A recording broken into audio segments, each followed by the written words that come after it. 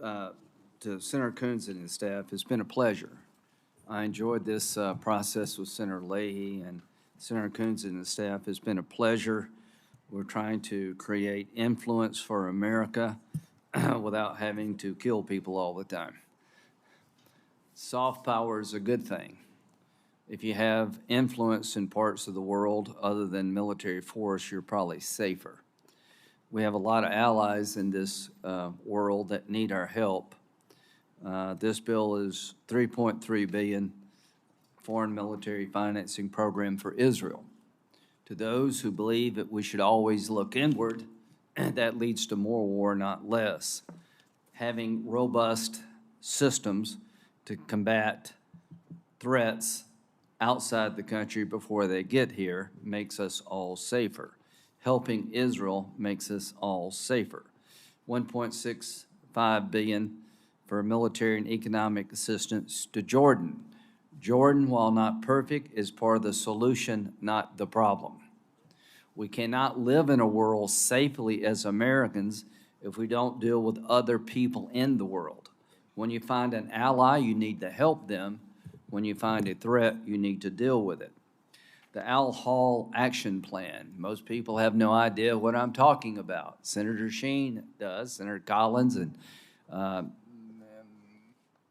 Chairman and Vice Chairman, you've done a heck of a job getting this committee back on track. But if you haven't been to Al Hall refugee camp in northeastern Syria, you ought to go.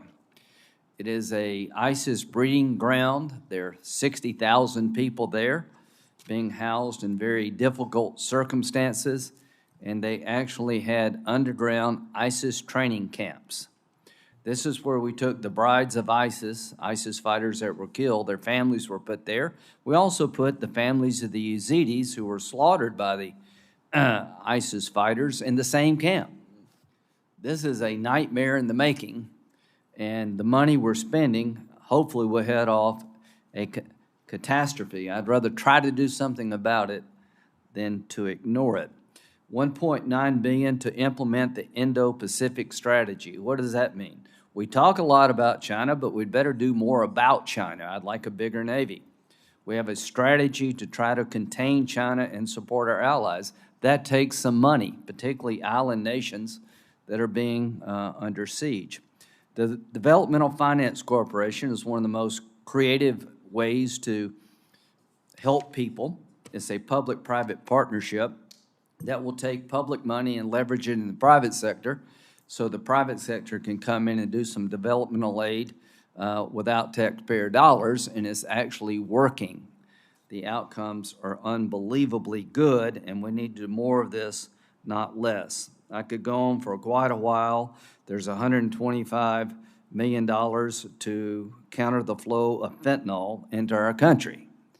I think we should spend that and probably a lot more, because fentanyl poisoning is killing more Americans than almost every war we've been in since World War II. So from my point of view, the global health programs that we're supporting prevented a destruction of an entire generation of young people in Africa. It's probably the most successful public health program in the history of the world. Mother-to-child AIDS transmission has been reduced by 70%, something we should all celebrate. During COVID, the infrastructure around dealing with AIDS and other diseases paid off in COVID. So to the American people, I know we have a lot of problems here. This account represents less than 1% of the entire federal budget. It funds the State Department, and I'll quick shout out to the State Department. I'm pretty well known as a military kind of guy, but I admire the State Department. They serve in very difficult circumstances, sometimes out there by themselves, and they're easy, soft targets. What we want to do is make sure our consulates and our embassies are safe places to go to work. So investing in a robust State Department to engage the world and have our story told, to me, is another form of national security, and we have done right by them in this bill. We have tried to give them the resources to do their jobs, to be safe in the execution of American policy in very dangerous locations. So this is a small account in terms of the entire federal government, but the reason I still am where I am at, I love this account. It gives us a chance to do good.